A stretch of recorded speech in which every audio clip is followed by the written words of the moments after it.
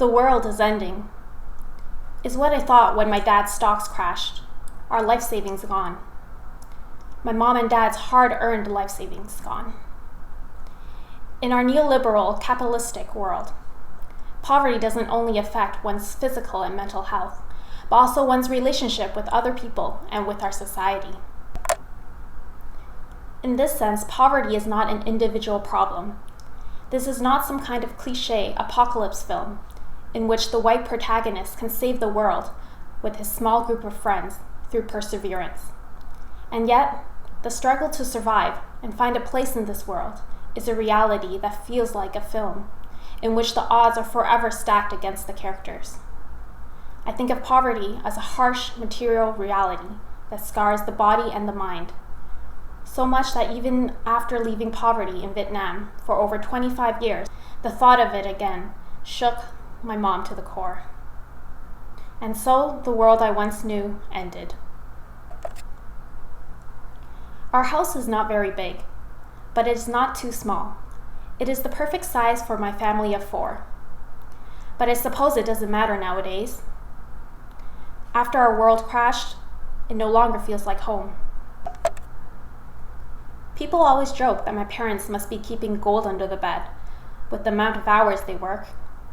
However, the truth is that for middle-aged immigrants that do not speak English fluently, who do not have any education or special skills, it is extremely difficult to find a decent job. Even students who can't speak English have difficulty finding a job that pays more than minimum wage without experience or connections. The struggle to find a good job is a systemic issue. There must be something wrong with the world if all these people who are willing to work cannot find jobs.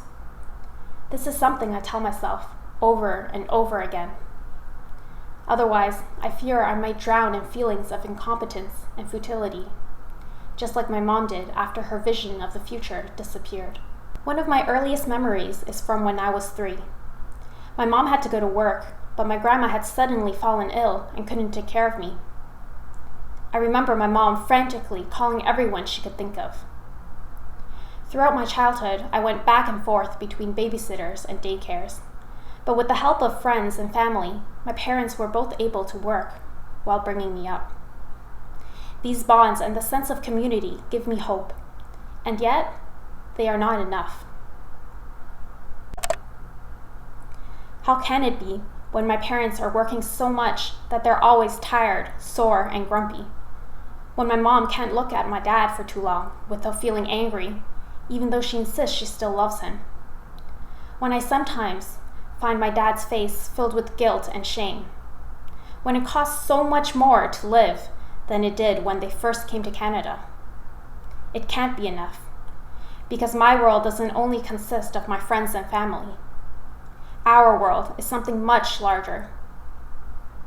And a world that prospers from the end of my world, that writes it off with the logic of rugged individualism, that fails to protect basic human rights and dignity, must be broken. The world is ending. But I will not lose hope, because it is in times of crisis that we recognize what we value and what we take for granted. And with the end of one world, we can work on rebuilding a better one.